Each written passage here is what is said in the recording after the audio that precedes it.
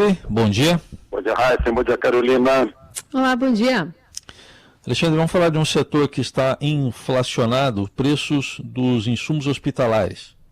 Insumos hospitalares e superfaturamentos aí por toda parte, né? Insumos hospitalares, tem gente se aproveitando, né? Vão alegar que a lei da oferta e da procura, que aumentou a demanda, mas uma caixinha de luva de R$ 9, de luva descartável, está R$ 60. Né? Um antibiótico muito usado, que custa aí 400, 500, R$ 541, para ser exato, está R$ 2.500. Né? E por toda parte está acontecendo isso. Mas não é só isso, nos governos também. Hoje tem uma operação no Rio de Janeiro, né, que começou com a Polícia Civil, com o Ministério Público Estadual, foi para a Polícia Federal, Ministério Público Federal, Procuradoria-Geral da República, e agora estão lá no Palácio das Laranjeiras, que é a sede do governo, né, e mais em outros endereços, em São Paulo também, Grajaú, Laranjeiras. Né. Tem aquela operação de espinéia de ontem, de superfaturamento de respiradores. Lá no Rio de Janeiro é superfaturamento de hospitais de campanha. Tivemos operação policial ali na Paraíba, no Pará, Santa Catarina caíram 2 secretários, né? São Paulo também houve isso. Por toda parte a gente vê preços altíssimos, né? E superfaturamentos. Gente que está se aproveitando dessa epidemia, né?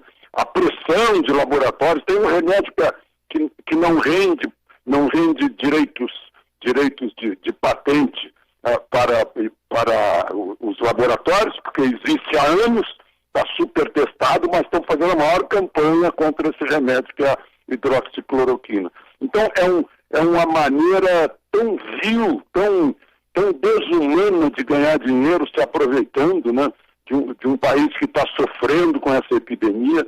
E eu imagino, né, certamente essas operações não vão parar. Né? Os da Lava Jato devem estar aplaudindo porque vão ter um certo descanso. Porque de agora em diante a gente está vendo que é muito grande essa operação de superfaturamentos e de preços excessivos, né, se aproveitando dessa pandemia. Em comparação a outros insumos que têm preços mais baratos ou demandas, pelo menos menores, em tempos de pandemia?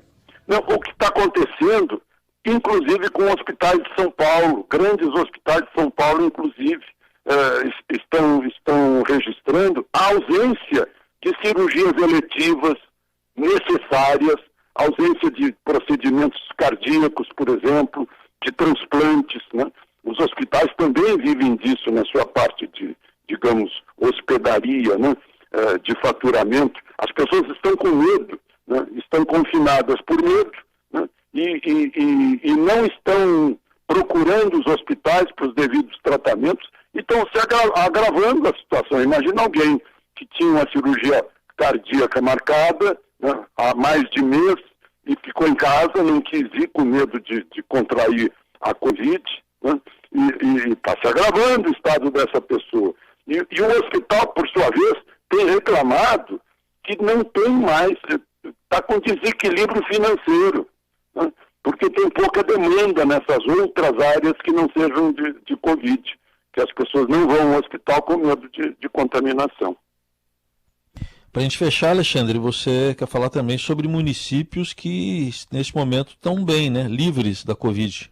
Então, ontem o ministro interino da Saúde fez um alerta, mas também chamou atenção para outra coisa. Ele disse, olha, os municípios que não têm nada, não têm problema nenhum, né, e que têm o seu serviço de saúde, assim, digamos, relaxado em relação a isso, tem que tomar cuidado com a migração do vírus, né? Praticamente metade dos municípios brasileiros, quase 3.000 municípios, não tem nenhum caso de coronavírus, né? Mas tem essa felicidade, né? Mas também estão sofrendo com o medo imposto, com a quarentena, né? E há um alerta, né, que se cuidem para que não tenham essa infecção, né? E mantenham um alerta também no seu sistema de saúde, porque o município em último caso, é o maior responsável pelo sistema de saúde. Metade, né? 290 e tantos municípios, segundo o levantamento, não tem nenhum caso de coronavírus. A partir de agora, pessoal, enquanto vocês estão compartilhando, hoje o dia no Rio de Janeiro amanheceu mais lindo. O dia no Rio de Janeiro amanheceu sorrindo, não é? E quando eu falo isso, não é para celebrar a vingança, longe de mim, eu não tenho esse sentimento no meu coração, mas para celebrar a justiça, porque de há muito nós estamos denunciando que há uma quadrilha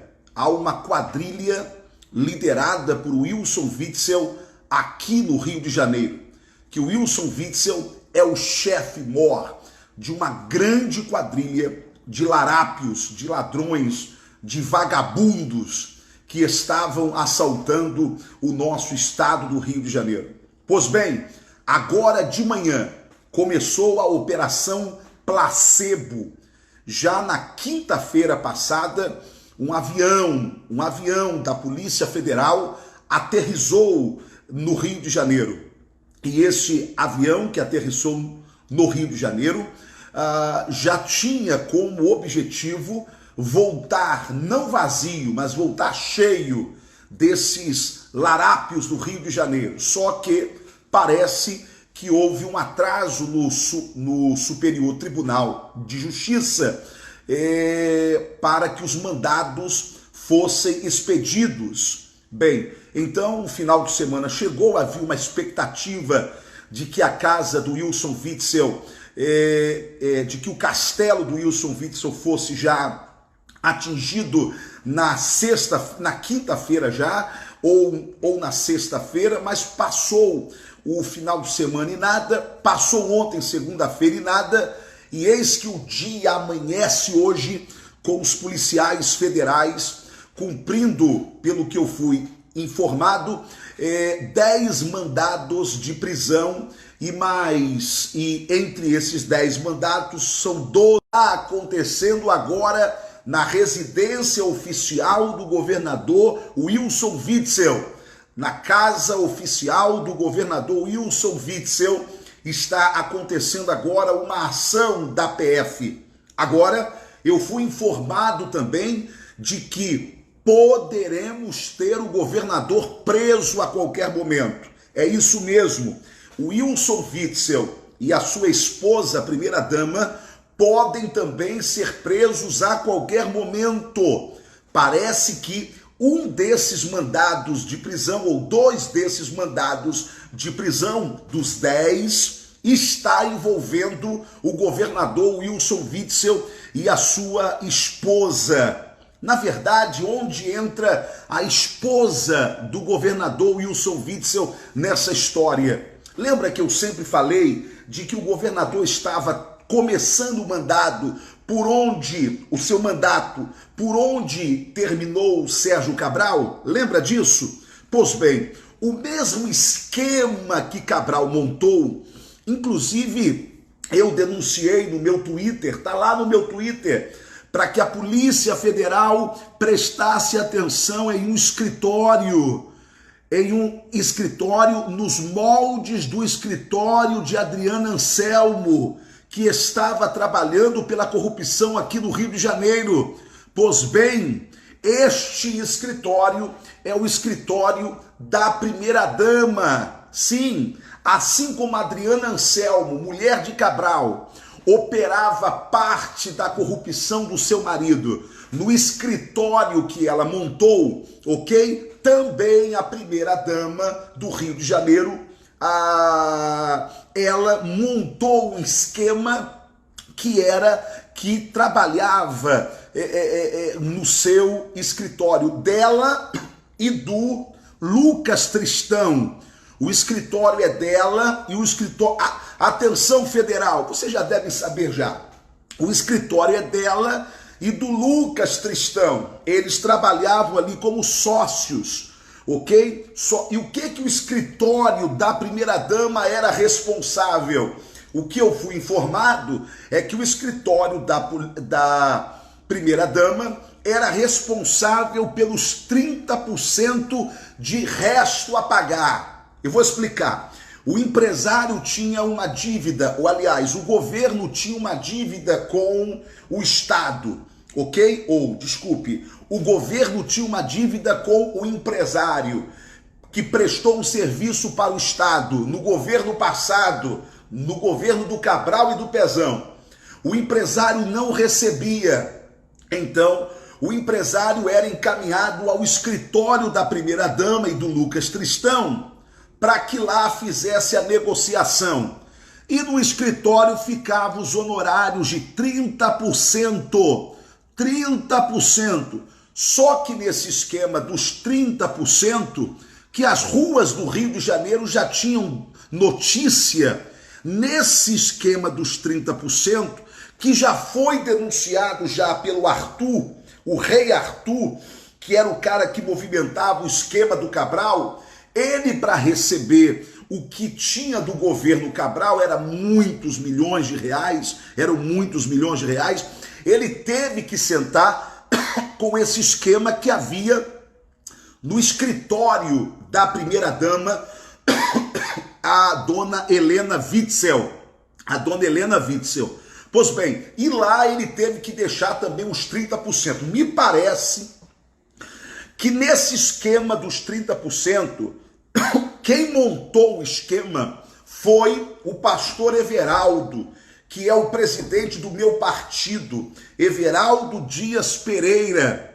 É o que nós estamos sabendo por fontes, inclusive alguns jornalistas, um ou outro deu uma notícia dessa. Então, há um esquemão montado, presta atenção, há um esquemão montado desses 30% que envolve Helena Witzel, Lucas Tristão e envolve também o pastor Everaldo Dias Pereira, não é? Que é o presidente do nosso partido. Pessoal, infelizmente, nós não estamos aqui, ou felizmente, né? Nós não estamos aqui celebrando vingança de maneira nenhuma. Nós estamos aqui celebrando justiça. Sim, a justiça nesse país, com a saída do Moro, ela começou a ser feita. Bastou o Moro sair da cadeira e agora o rolo compressor das investigações da Polícia Federal começam agora a agir. E não vai só ser no estado do Rio de Janeiro, não. O rolo compressor, a Lava Jato da Covid vai varrer o Brasil inteiro. Os governadores do Brasil inteiro se preparem. Cadeia, cadeia, cadeia. Vai ter cadeia para esses vagabundos.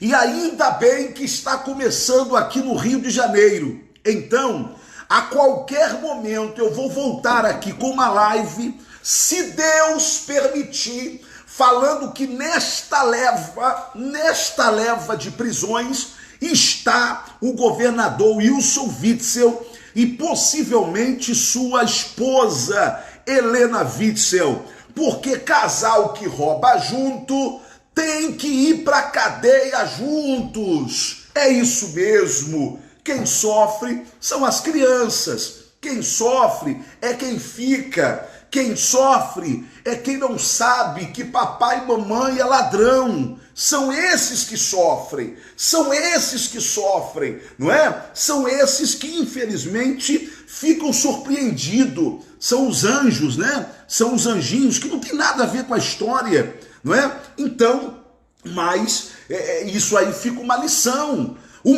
que eles poderiam ter aprendido lá atrás, com Cabral e com a sua esposa, não é? Mas só que não aprenderam, resolveram copiar o modelo de corrupção, e copiando o modelo de corrupção, vão agora visitar o Cabral na prisão, vão agora visitar. Se o Wilson Witzel for preso hoje mesmo, terá sido o quinto governador preso no Rio de Janeiro, não é? Se bem que Garotinho e Rosinha não foram presos por conta de corrupção no Estado. Garotinho e Rosinha foram presos por uma outra situação, que é até o que eu considero uma perseguição em Campos. Mas, todavia, a gente conta, né? Foram 4 governadores presos, Garotinho, Rosinha, Cabral e Pezão, e agora mais um governador preso, que será, se Deus quiser, hoje ainda, o Wilson Witzel, não é? Então, pessoal, as informações que eu estou recebendo nesse exato momento, está em tempo real, é que Witzel e a esposa também estão em vias de serem presos e estão contabilizando os 10 mandados de prisão.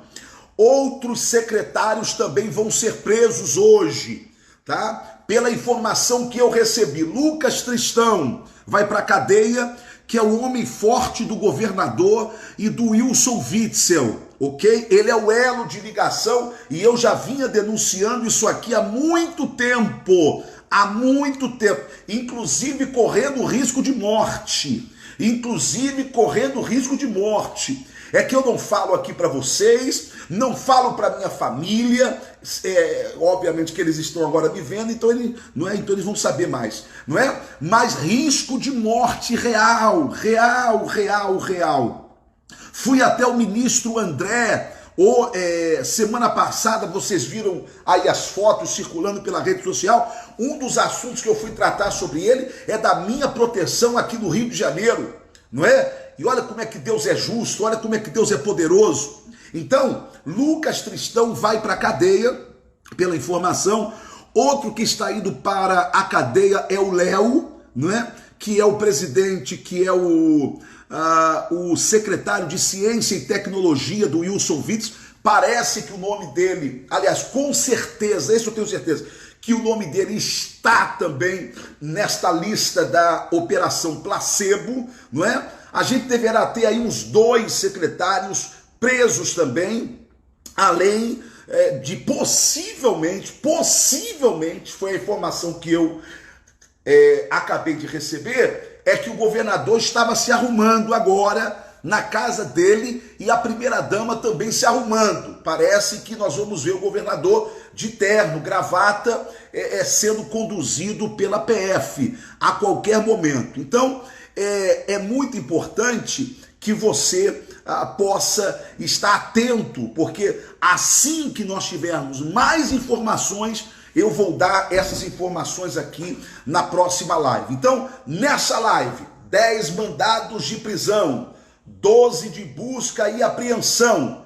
E, resumindo, parece que entre esses 10 mandados, pela informação que eu recebi, está também o governador e a primeira-dama, dona Helena Witzel, indo para a cadeia. Fora alguns secretários que estão indo também.